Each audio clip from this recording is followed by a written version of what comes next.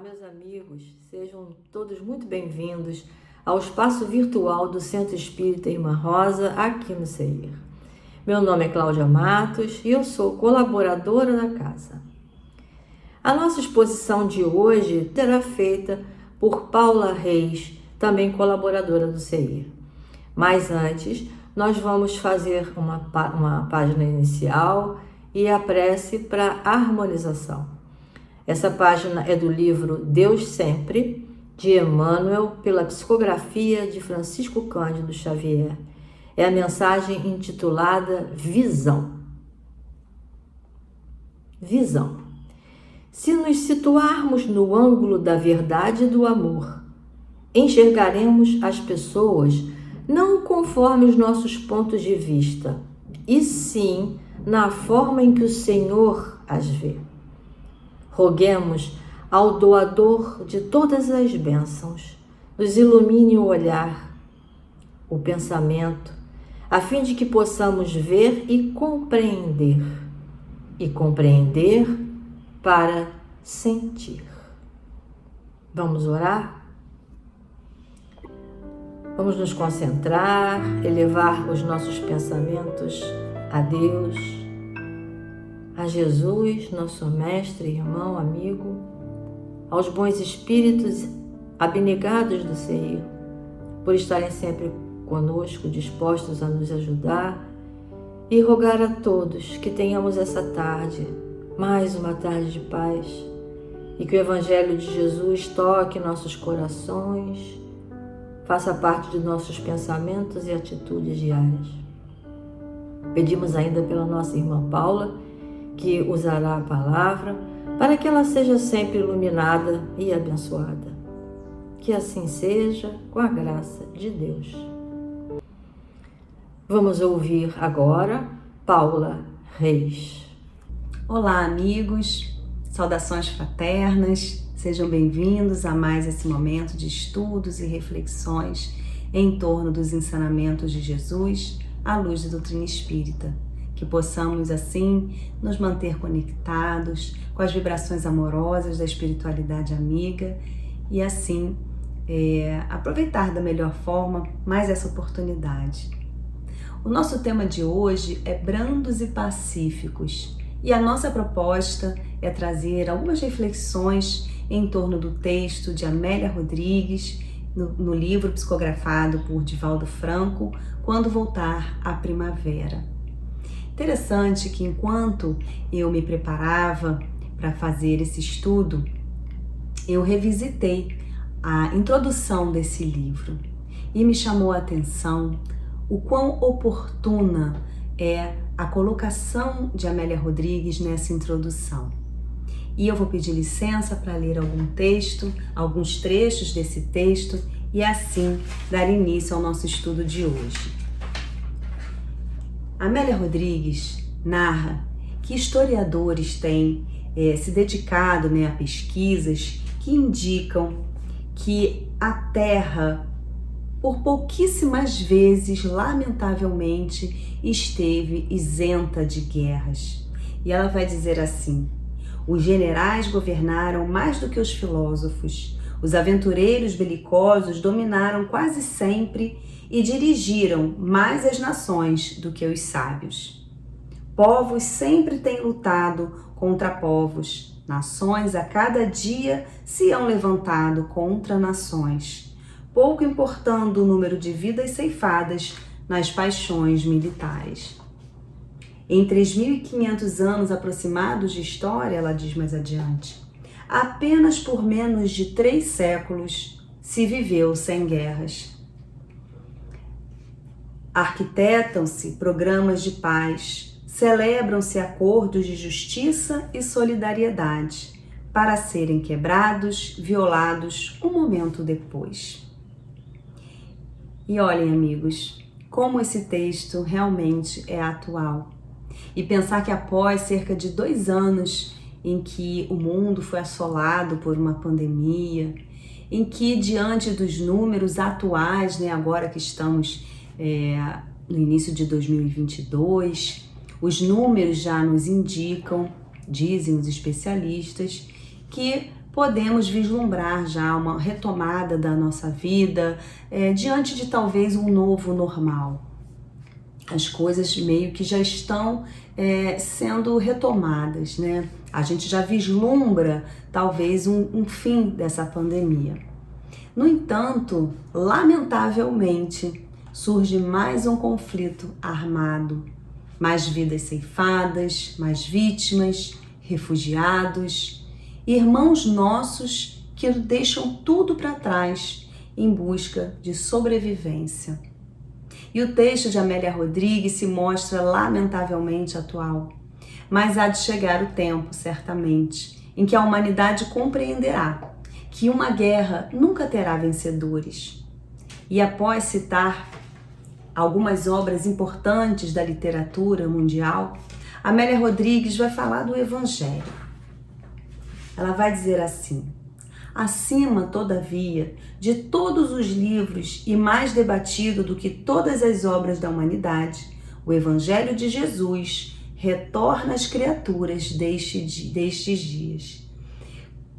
Como é importante nós trazermos o estudo do Evangelho para as nossas vidas, compreender o Evangelho e trazer essa proposta de Jesus para nossas vidas, como isso nos ajuda a nos entender nessa situação toda que vivemos, nesses grandes desafios que a humanidade enfrenta, à luz da doutrina espírita, que nos ajuda a compreender ainda melhor, a descortinar alguns pontos que precisam ser esclarecidos para compreendermos de uma forma mais adequada a proposta de Jesus, que ao longo da história tem sido muitas vezes distorcida e deturpada.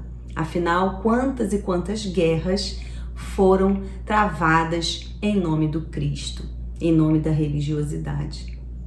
E aí, Amélia Rodrigues vai finalizar a introdução dizendo assim: após meditar longamente no sempre jovem poema da Boa Nova, reunimos estas narrações com que desejamos homenagear os que esperam passar este inverno e esta noite na certeza de que tudo mudará quando voltar a primavera. Jesus prossegue sendo a eterna primavera que todos anelamos.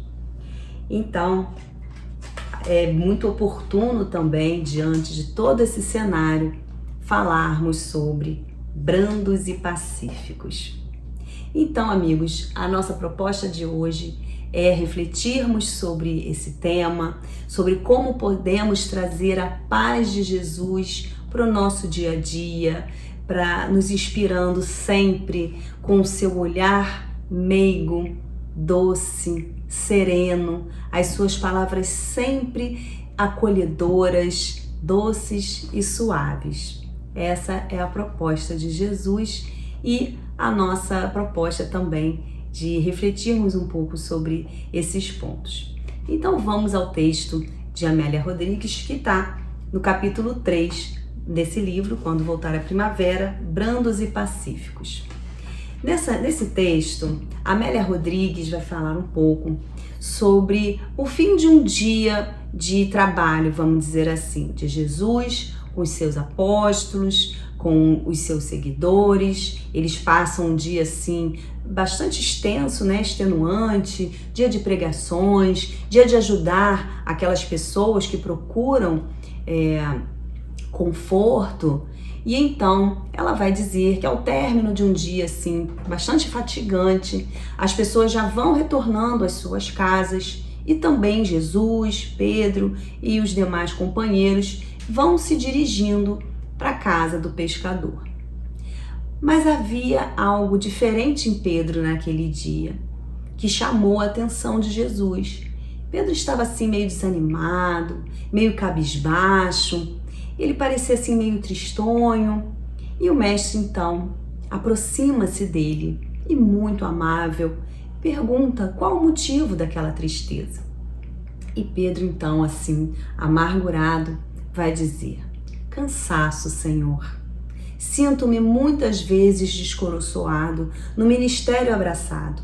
Não fosse por ti. E Pedro, segundo narra Amélia Rodrigues, mal termina a frase e desaba em choro, como que desabafando. Ele chora assim copiosamente. Pedro, aquele homem forte, né, aquele homem até mesmo um pouco rude, ele desaba em choro. E então, quando finalmente ele consegue se recompor, ele volta a falar das suas amarguras para Jesus. Ele vai dizer que ele sabe, né, ele reconhece a sua inferioridade, né, sabe que o amor de Jesus que o convocou à boa nova, para que ele realmente pudesse se renovar em luz, pudesse crescer em direção a Deus, enfim. Mas ele vai dizer: todavia deparo-me a cada instante com dificuldades que me dilaceram os sentimentos, inquietando-me a alma. E Jesus segue observando, né, ouvindo atentamente o que o apóstolo dizia. E Pedro questiona: é verdade que devemos perdoar todas as ofensas? No entanto, como suportar a agressividade, humilhação, quando se promete ajudar?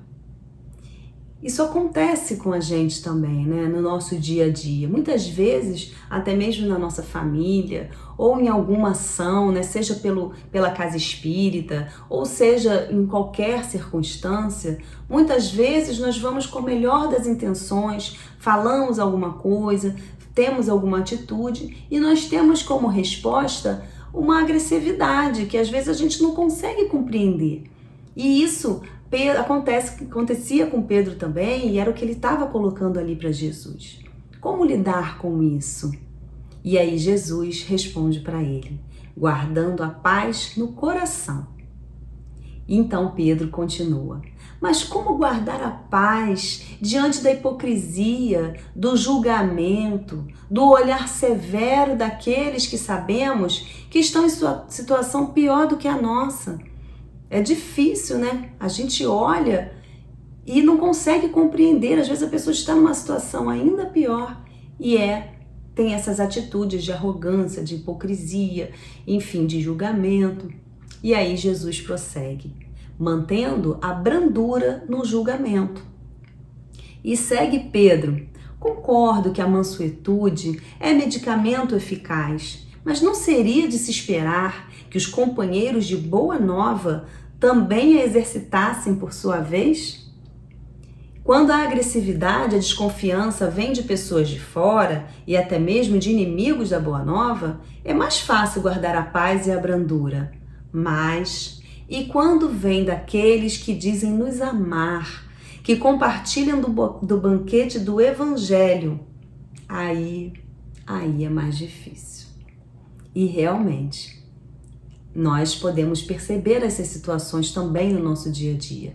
A gente acaba esperando mais daquelas pessoas que compartilham das nossas ideias, daquelas pessoas que recebem mais o nosso amor.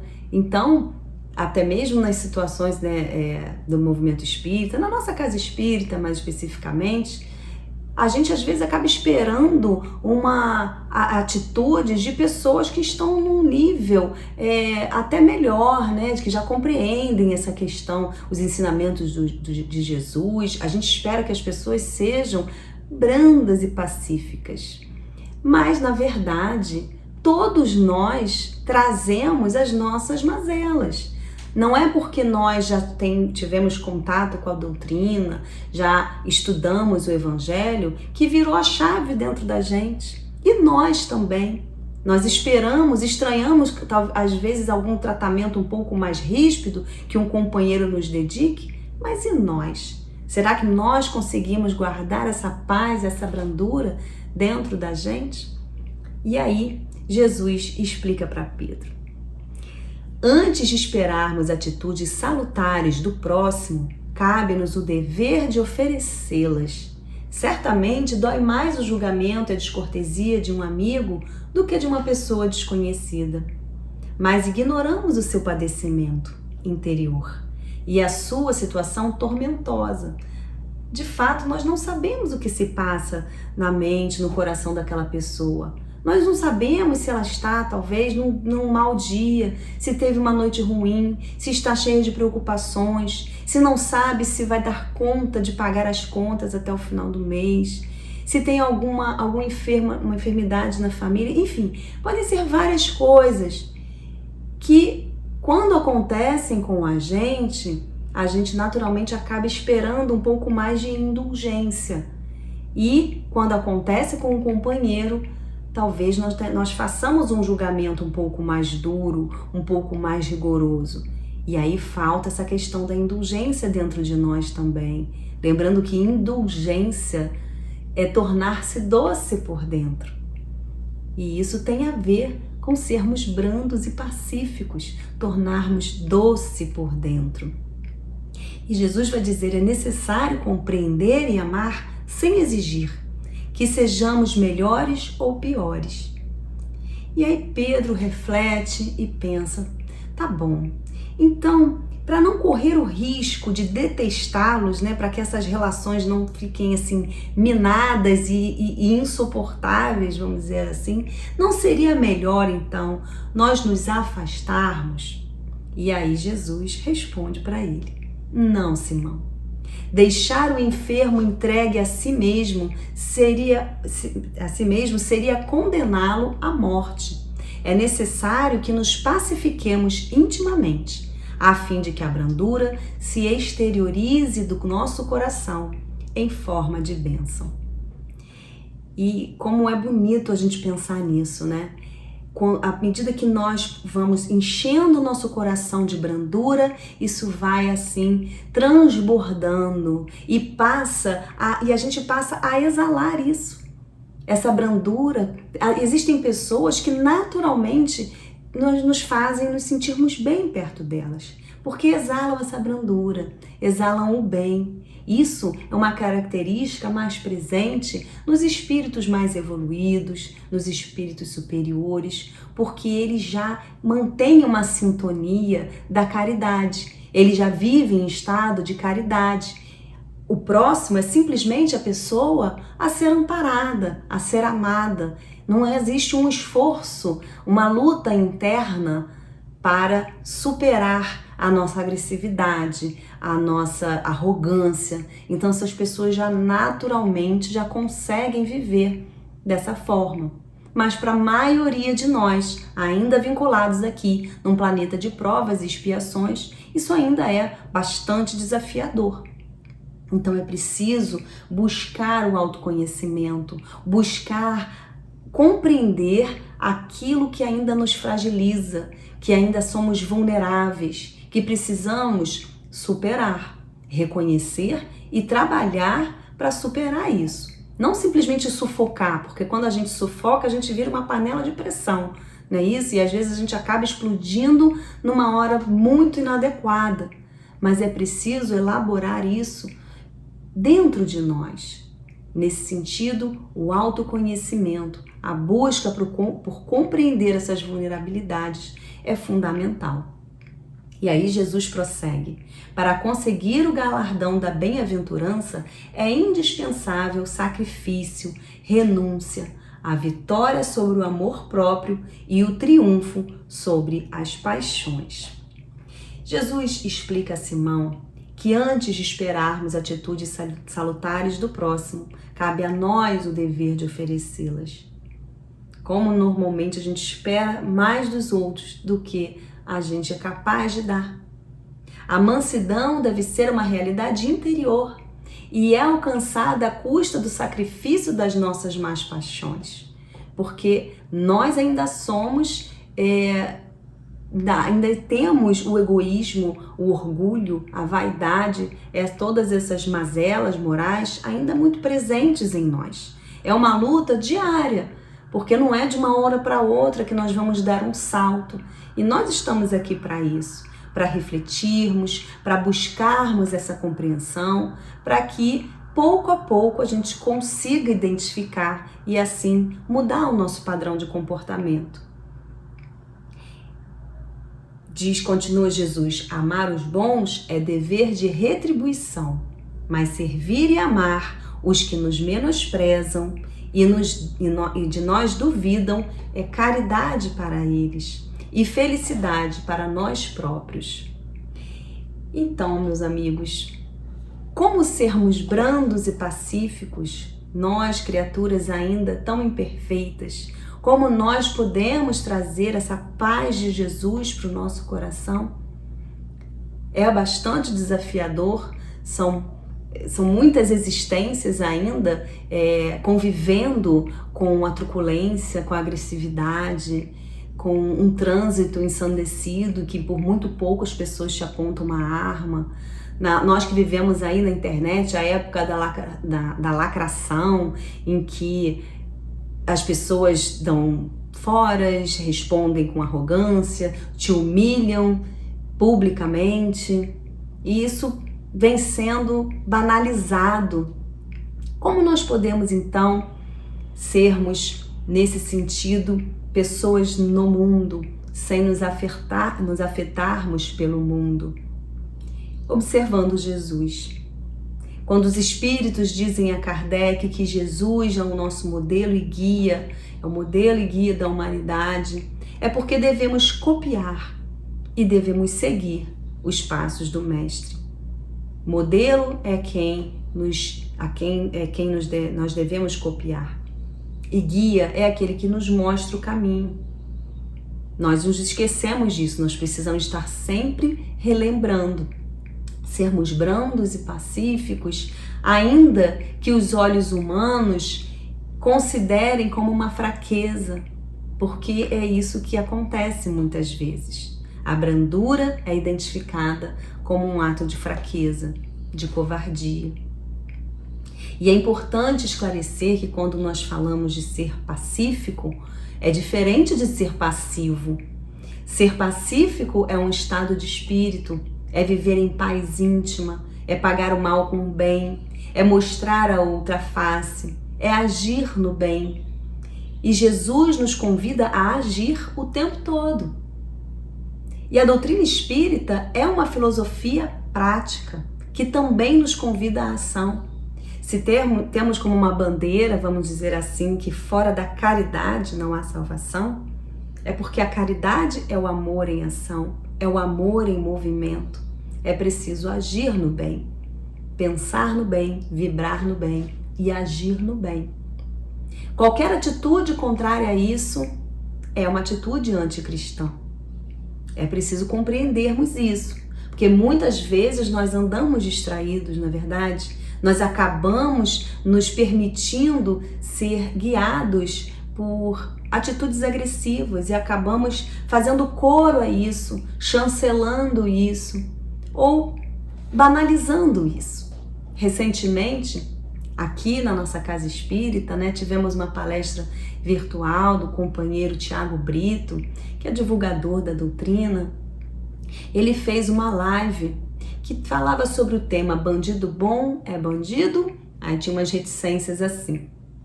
E ele nos levou a refletir o quanto nos distraímos por vezes e até repetimos frases e comportamentos que não se alinham à proposta do Cristo.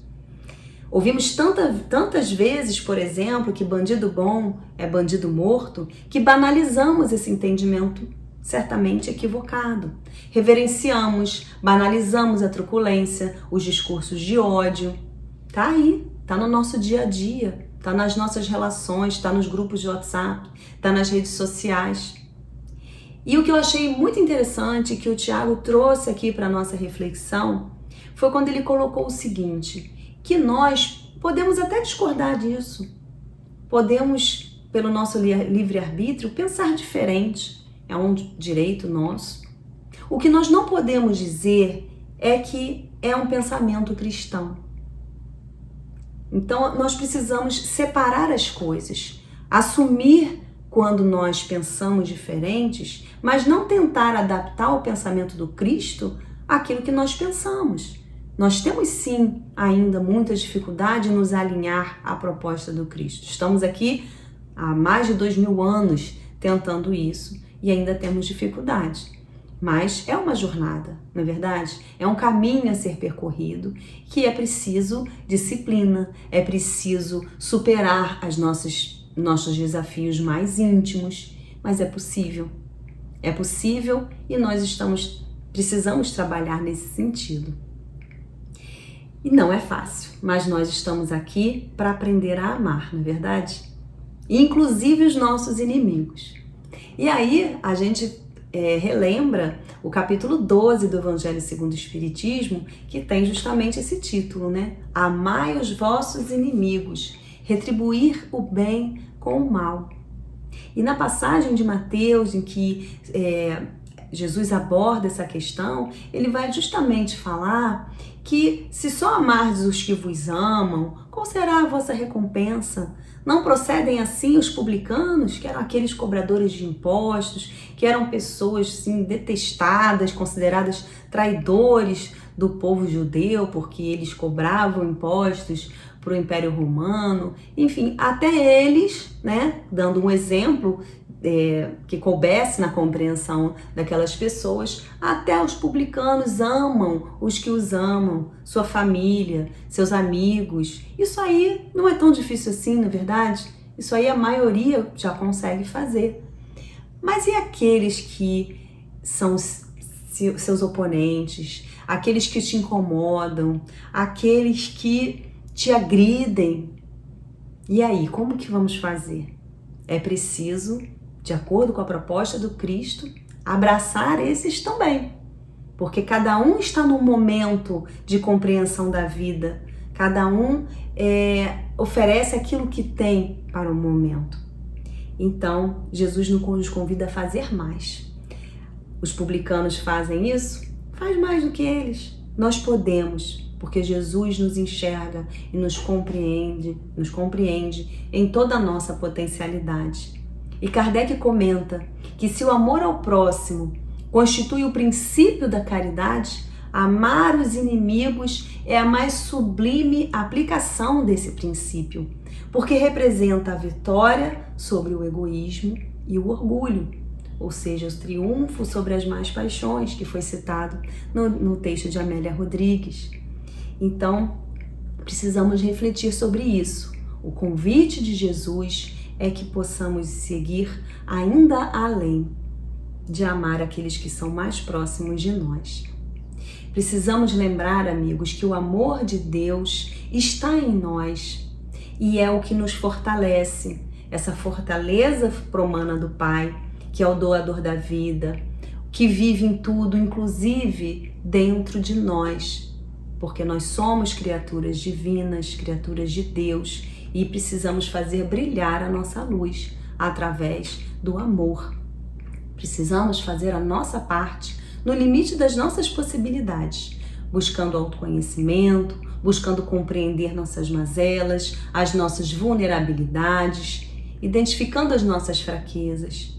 E quando essa força não for suficiente, quando nós não conseguimos fazer isso sozinho, é preciso buscar ajuda, é preciso buscar a conexão com o Pai, com a espiritualidade amiga e aurir forças nesse amor que há em nós, que precisa preencher o nosso coração e transbordar. Buscar essa conexão com o alto, pedir ajuda, amparo aos amigos espirituais. Precisamos aprender a parar e refletir, respirar antes de dar uma resposta. Eu preciso realmente responder isso agora? Eu preciso realmente devolver isso? Às vezes, respirar profundamente já nos traz uma calma no coração. É preciso ir exercitando isso e fortalecendo assim a nossa fé, sabendo que estamos em uma jornada, que não vamos fazer, como já disse, uma grande transformação, dar um grande salto de uma hora para outra. Estamos num processo, mas é preciso caminhar. E nesse sentido, Pedro é um grande exemplo para nós. Ele era um homem simples, um tanto rude, e não foi de uma hora para outra que ele virou a chave. Mesmo convivendo diretamente com Jesus, ele ainda era rude, ele tinha seus momentos de arrogância, ele era preconceituoso. Isso fica muito claro em relação a Maria de Magdala, por exemplo, quando Jesus a recebe junto daqueles seguidores mais próximos. Ele tem um olhar diferente para ela, porque ainda era impregnado dos seus preconceitos. E aí tem um texto de Emmanuel no livro Caminho, Verdade e Vida, que fala muito bem sobre isso. Emmanuel aborda de uma forma muito bonita. O título é Conversão. E diz assim: e tu, quando te converteres, confirma teus irmãos. É uma fala de Jesus que está em Lucas, capítulo 22, versículo 32. Não é tão fácil a conversão do homem quanto afirmam os portadores de convicções apressadas. Muitos dizem, eu creio, mas poucos podem declarar, estou transformado. As palavras do mestre Simão Pedro são muito simbólicas. Jesus proferiu-as na véspera do Calvário, na hora grave da última reunião com os discípulos. Recomenda ao pescador de Cafarnaum confirmasse os irmãos na fé quando se convertesse. Acresce notar que Pedro sempre foi o mais ativo companheiro do apostolado. O mestre preferia sempre a sua casa singela para exercer o divino ministério do amor. E olha isso, amigos, durante 3 anos sucessivos, Simão presenciou acontecimentos assombrosos. Viu leprosos limpos, cegos que voltaram a ver. Ele esteve muito próximo de Jesus. Ele presenciou diversos fenômenos, né, que as pessoas consideravam milagres e que a doutrina espírita nos ajuda a compreender que não existem milagres, são fenômenos naturais, mas que é preciso um desenvolvimento, uma compreensão, um domínio, na verdade, sobre a matéria que um espírito do porte, né, de Jesus já alcança. Então, mesmo assim, mesmo presenciando tudo isso, e a gente lembra também que no livro Jesus no Lar, de Neo Lúcio, psicografia de Chico Xavier também, ele narra momentos de Jesus com seus apóstolos no dia a dia, na casa de Pedro, onde Jesus, em cada pequeno acontecimento, aproveita aqueles elementos do dia a dia daquelas pessoas para passar os seus ensinamentos no dia a dia. E então, Pedro era muito próximo. Pedro estava sempre ali. Mas mesmo assim, isso não foi suficiente para dar aquela virada de chave. Foi preciso que Pedro se sacrificasse, como diz Emmanuel aqui nesse texto. Simão Pedro presenciou essas revelações com o próprio Messias e custou muito a obter esses títulos. Trabalhemos, portanto, para nos convertermos. Somente nessa condição estaremos habilitados para o testemunho. Então não basta a gente conhecer a doutrina, não basta a gente estudar o Evangelho. É preciso essa virada de chave. E isso se dá no tempo de cada um. Isso se dá intimamente. Então aquele Pedro, que depois lá no livro Paulo Estevão, Emmanuel nos dá conta, né, nos dá a oportunidade de conhecer um pouco mais, aquele líder dos homens do caminho, mas uma liderança doce, suave, acolhedora. Aquele Pedro é um Pedro transformado, é um Pedro verdadeiramente convertido e que já tinha paz de Jesus transbordando de seu coração. Um outro exemplo, aproveitando que estamos falando de Paulo Estevão, é Estevão. Esse homem, esse espírito elevado, que já trazia uma doçura em seu coração antes mesmo de conhecer Jesus, que é acolhido junto aos homens do caminho por Pedro. E quando conhece a doutrina do Cristo, ele transcende, transborda ainda mais, vira um grande divulgador, a tal ponto que incomoda o então Saulo de Tarso, o doutor da lei, que ansiava por uma posição, né, um cargo no Sinédrio, que defendia vorazmente as leis mosaicas. Quando Saulo se defronta com aquela liderança, aquela superioridade moral, dentro daquela doçura de Estevão, ele desmonta, ele não se aguenta, ele passa a perseguir os cristãos. Ele leva Estevão a ser apedrejado. E mesmo naquele momento derradeiro, Estevão olha para ele melancolicamente, mas o vê como irmão, vê aquele potencial. Ele compreende que ele já conhecia o Cristo e Saulo não. E depois, bem mais à frente, já com aquele Paulo convertido, após o seu encontro com Jesus no caminho de Damasco, quando Paulo precisa de ajuda, que ele ora a Jesus pedindo ajuda, porque já não dá mais conta de tantas demandas das diversas igrejas, Jesus se aproxima dele e fala: Paulo, se acalma.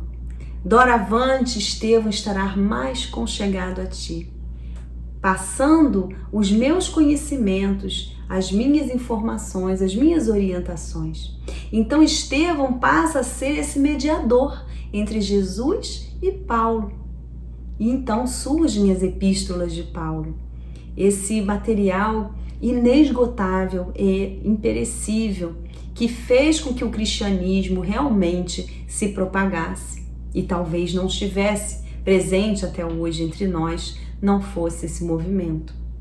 Então, meus amigos, Estevão também era um exemplo de brandura, de paz, de um homem pacificado que agia na paz, sem ser passivo, mas com amor, com a doçura de Jesus já impregnada e transbordando de seu coração. Então, que possamos nos inspirar nesses exemplos, trazendo-os para a nossa vida, para o nosso dia a dia, na medida das nossas possibilidades, não nos esquecendo que Jesus nos ensinou: bem-aventurados os brandos, porque possuirão a terra. Bem-aventurados os pacíficos, porque serão chamados filhos de Deus. Muito obrigada, queridos amigos, muita paz a todos e até uma próxima vez. Querido Mestre Jesus, chegamos ao final deste momento, desta reflexão, com o coração transbordando, Senhor, da Tua paz, do Teu amor. Ainda não conseguimos reter esse sentimento por muito tempo, porque frequentemente ainda nos distraímos, ainda somos tomados pelas nossas mazelas mais íntimas. Mas como é bom, Senhor, sentir Tua presença, a Tua paz e o Teu amor. Rogamos a Ti e a espiritualidade amiga que nos auxiliem para que cada vez mais possamos trabalhar, compreender os Teus ensinamentos e assim alcançarmos o nosso despertamento íntimo das nossas consciências, para que a Sua paz, o Seu amor, esteja sempre presente nas nossas vidas, nas nossas atitudes, nos nossos sentimentos. Obrigada, Senhor. Obrigada, equipe espiritual da Casa da Irmã Rosa. Que essa paz esteja sempre conosco. Graças a Deus.